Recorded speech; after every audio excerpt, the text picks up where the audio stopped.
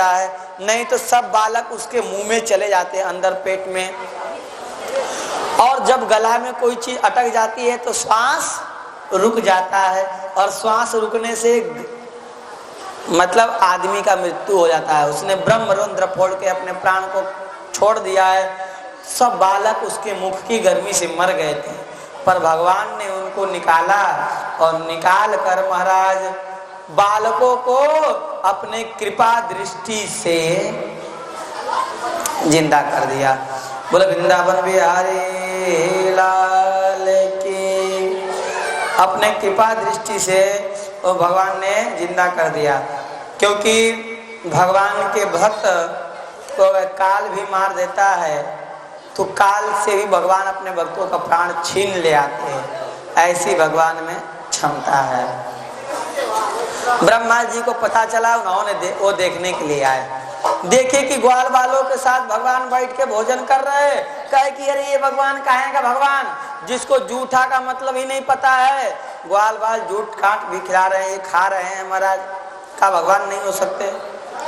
ब्रह्मा जी ने बछड़ों का हरण कर लिया, ब्रह्मा जी ने ग्वाल बालों का हरण कर लिया।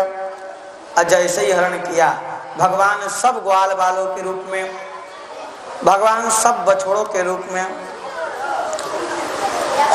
महाराज प्रकट हो गए। ब्रह्मा जी आके देखे कि वही ग्वाल बाल, वही बछड़ा, वही ग्वाल बाल, वही बछड़ा।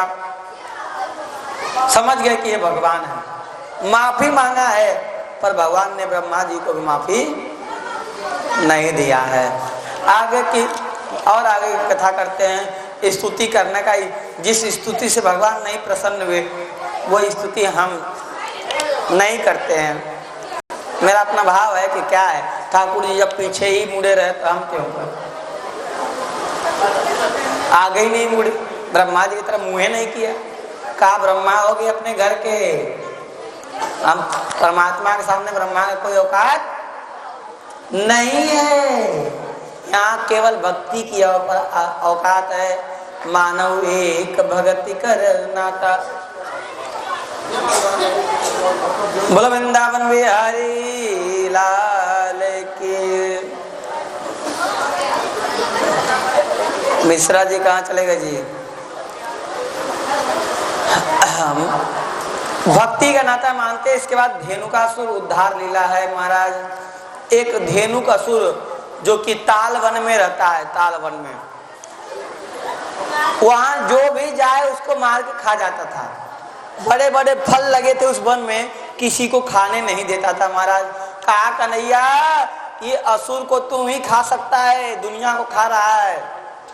कहा अच्छा।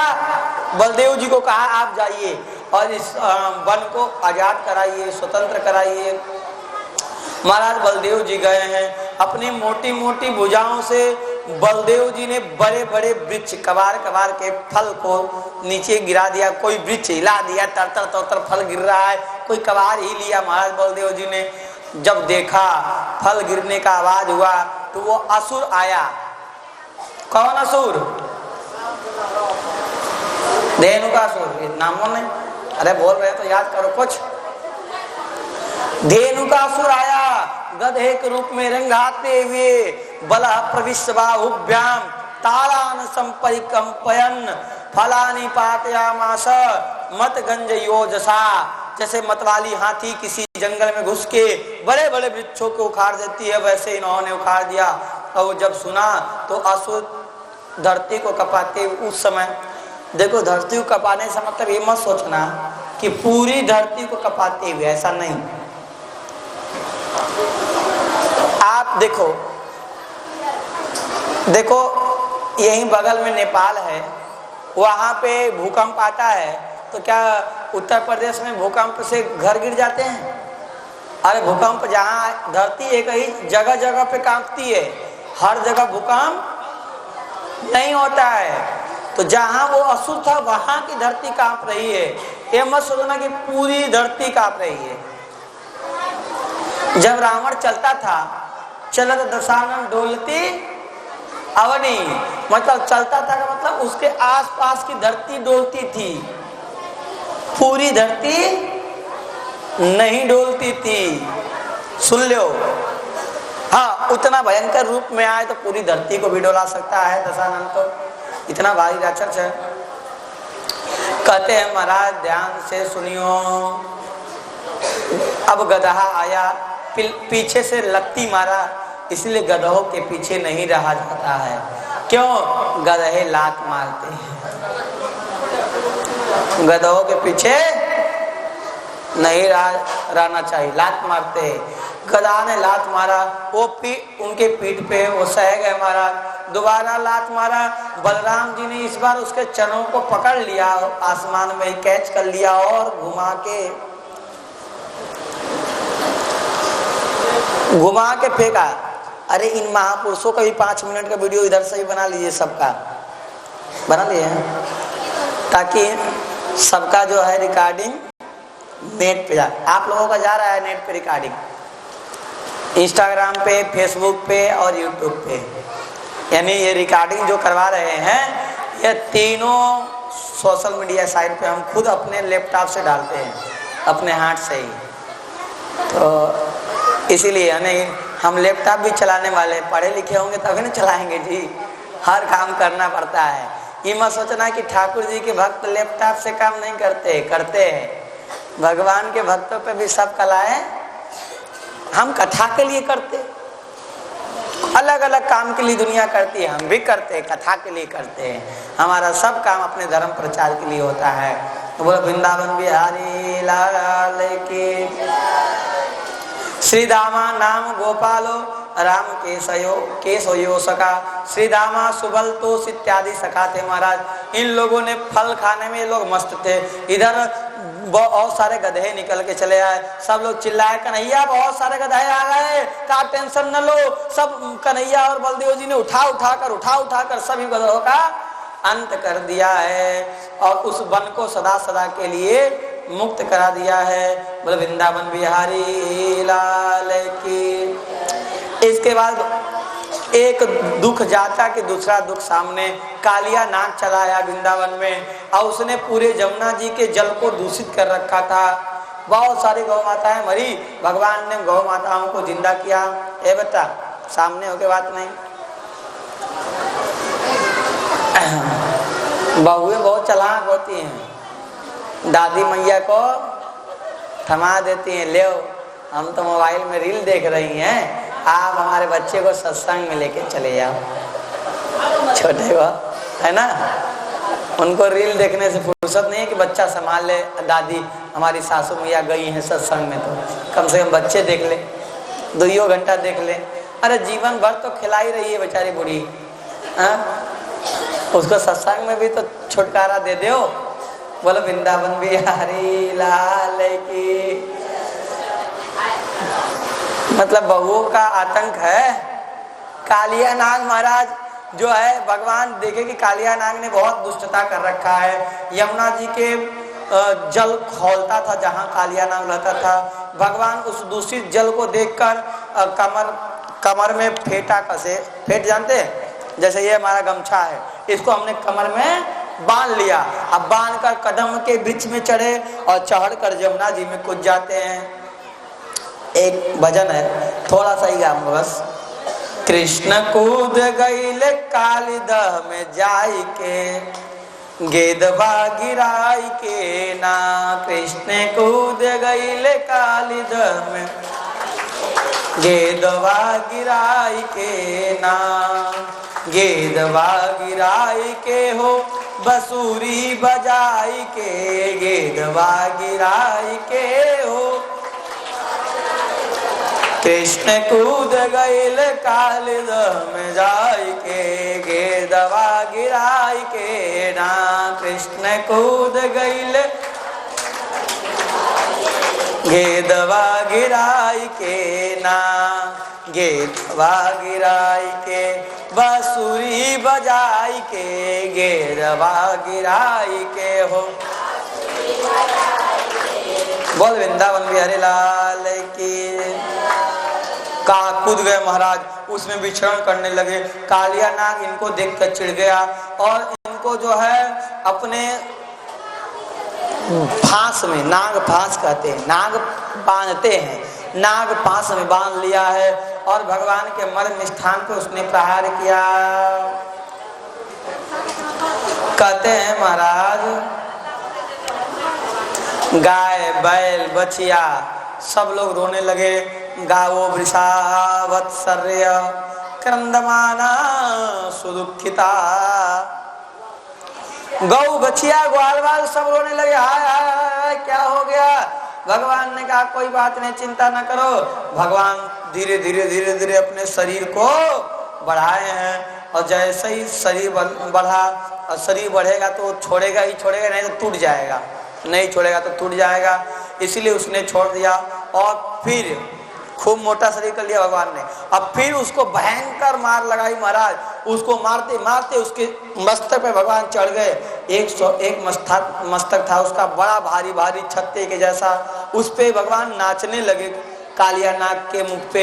जो मस्तक फूई करे उस पे एक लात मारे। अब मारते मारते उसकी खून की उल्टी बहने लगी, उसके मुंह से खून की उल्टी होने लगी। उसकी पत्नियां नाग पत्नियों ने स्तुति की है भगवान कि प्रभु हमारे पति को छोड़ दो। न नाक पृष्ठम न चसार भौमम न पारमेष्ठ्यम रसाधिपत्यम न योग सिद्धिर पुनर्भवम वा वांछति यत् पादरजः प्रपन्ना। हे प्रभु हमको कुछ नहीं चाहिए, हमको धरती का राज नहीं, हमको स्वर्ग का राज नहीं, हमको मोक्ष नहीं चाहिए, आपके चरण रज चाहिए। पर इसके ये जो स्तुति इतनी अच्छी कर रही है, इस स्तुति का फल वो चाहती है कि मेरे पति का प्राण। अच्छा लोग बना बना के स्तुति बहुत करते हैं।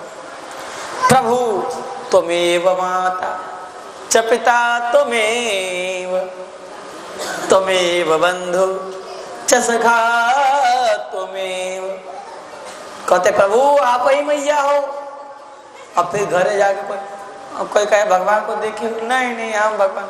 फिर कहा मैया, मैया को नहीं देखे तो फिर कहा को कहा के झूठे आ गए भगवान के सामने कि आप ही मैया मैया मैया चिल्ला रहे हो, पप्पा पप्पा चिल्ला रहे हो।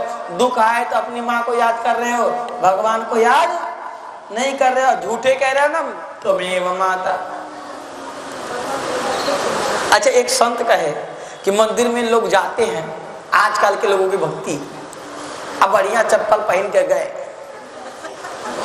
तो चप्पल खोले और थोड़ा सा ऐसे देखे और वहीं से स्तुति प्रारंभ, त्वमेव माता। फिर चप्पल की तरफ देख लिए, चपिता त्वमेव, फिर देखे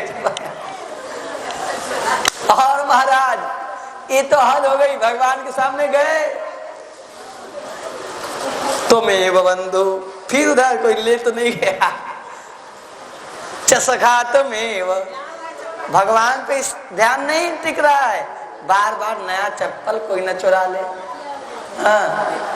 और बाद में त्वमेव सर्वम मम देव, उसी पास पहुंच जाते हैं। त्वमेव सर्वम मम देव देव करते करते उसी पास पहुंच जाते हैं।